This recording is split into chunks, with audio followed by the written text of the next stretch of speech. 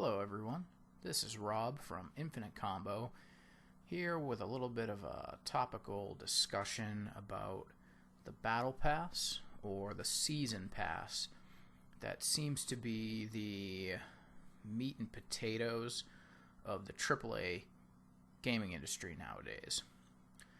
For those of you who perhaps live under a rock, or don't follow the game industry very well, what a battle pass or a season pass is. In the past, a season pass would be all of your downloadable content for a AAA game. You purchase it up front. It usually gives you a discount on all of it. Now it's kind of gone into this thing called a battle pass, which I don't know which game started it. The first time I noticed it was Fortnite, I believe, but Apex Legends has it. Even Destiny 2 has gone to this sort of battle pass style system. Even Gears 5, which is what my gameplay in the background here is of, and it really just kind of reminded me of that because when Gears of War started, it just had a very last minute multiplayer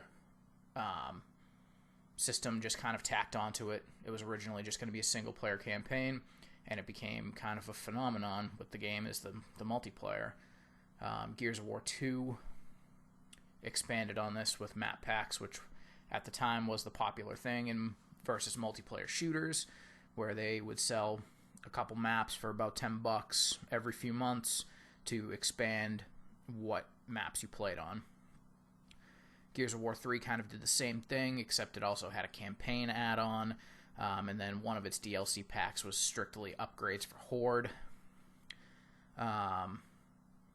Then Gears of War 4 very much embraced the microtransaction heavy sections of the gaming industry, with gear packs that you could either purchase with real world money or by earning an in-game currency through playing the game.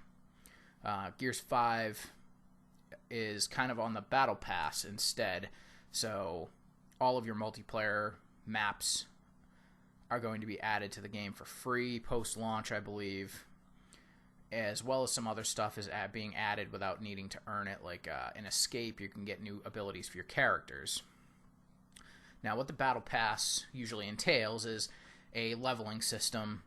More often than not, it's just typical numbers. You gain experience points as you play the game, complete daily objectives that usually recycle every day. Sometimes you can use a premium currency to reset them, like in Gears of War. Once a day, you can re-roll an objective for free, so you can essentially get 4 daily objectives a day for free, and then after that, you're paying premium currency to do so and get more to level up faster. And every time you level up in these battle passes, they give you some sort of content unlock. In Gears 5, it's banners, marks, character skins, weapon skins. When you get to the higher ranks, there's 3 ranks that give you premium currency unlocks, and then character unlocks. Destiny's kind of the same way. Destiny has both a free and a paid version of this pass system, however. So if you don't pay for the season, you can still earn some rewards in the first 25 or so levels. You earn some items for free, and then after that it takes a couple levels to earn stuff. Whereas the premium version, you get something every single level. I'm not sure how Fortnite and Apex's battle passes work as well. I'm guessing it's just every level you get something, since you have to pay for them. Now, in the case of Fortnite and Apex Legends, now these games are free to play normally, so getting a battle pass, you're paying like $10, I think, to get these, extra items. And so like in that case, I mean, you're not even paying for the game, so paying $10 a season, which I'm not sure how long their seasons are. For Destiny, your seasons are about 3 months, and it looks like in Gears 5, your operations, which are the same thing as seasons, are I think Operation 1's like 17 weeks. So it's a little bit longer there. Operation 1's almost 4 months, so it gives you a long time to get all of that content. And I don't think Fortnite and Apex's seasons are quite as long.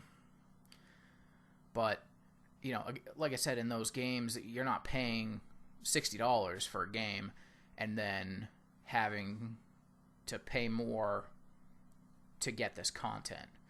Now, in Gears 5's case, when it comes to the actual meat and potatoes gameplay of the game, you're paying $60. You're getting a very well fleshed out campaign, although near launch it was pretty broken. Me and Steph took about 11 hours to complete the campaign, with getting about 70% of all of the collectibles and hidden items in the campaign. So that wasn't too bad. We'll probably spend another 4 or 5 cleaning all the stuff up that we missed. For achievements, it's just something we've always done with Gears.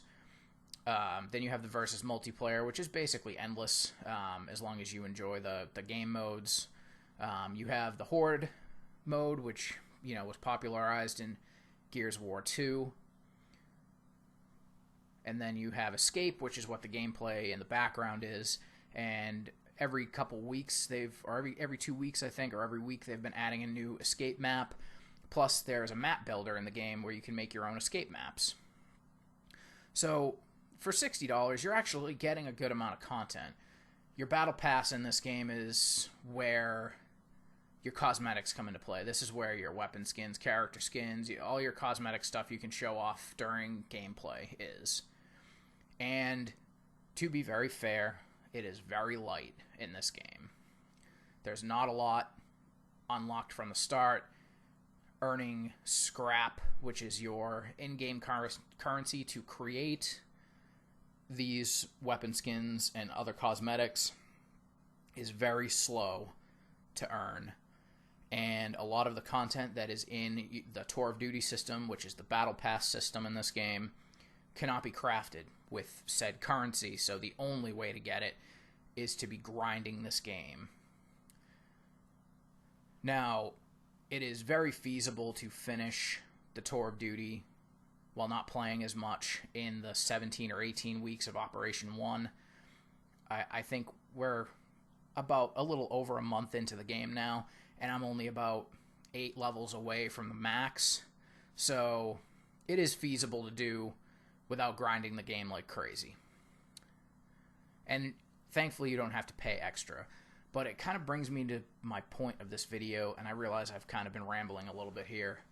But it seems like every game, especially the AAA gaming industry nowadays, is kind of going this route of stripping a lot of unlockable content that in years past would just be unlocked through gameplay, and putting them into either some sort of a premium pass where you have to pay to start to unlock said content, or putting it behind these incredible grinds that are nearly impossible to finish if you're not dedicating a ton of time to the game that you're playing.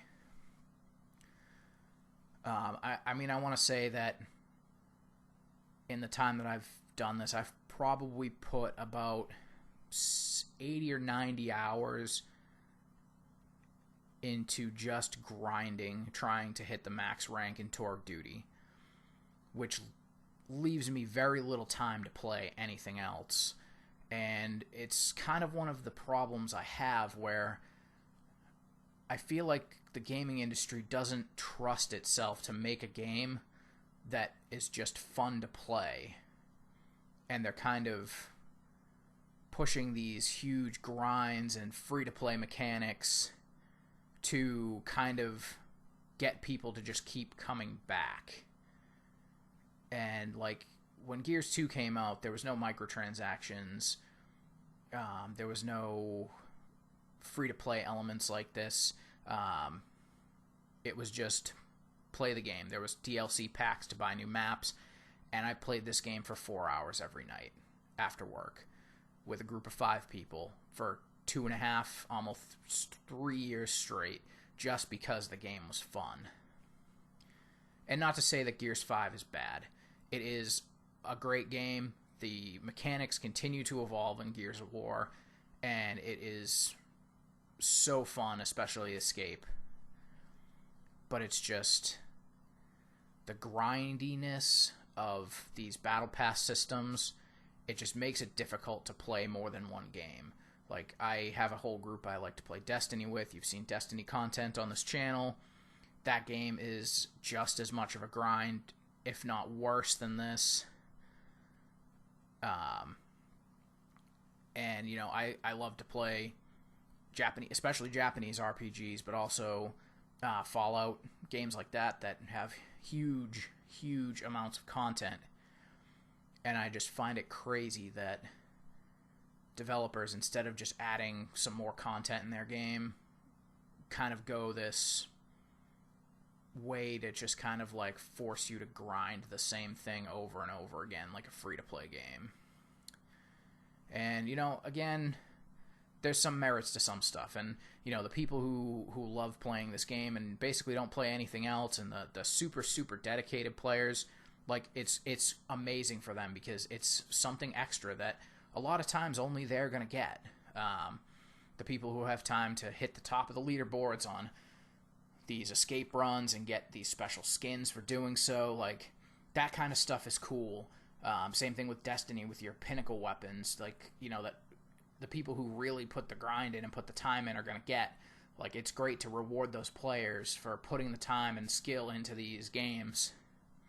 I just wish they were a little less grindy. Anyways, pop into those comments. Tell me what you think about these kind of Battle Pass style games that have been going on lately. And what you kind of think of how the game industry is kind of going in this direction, with kind of less emphasis on just making a great game and just kind of using these free-to-play mechanics to get people to never stop playing. Until next time,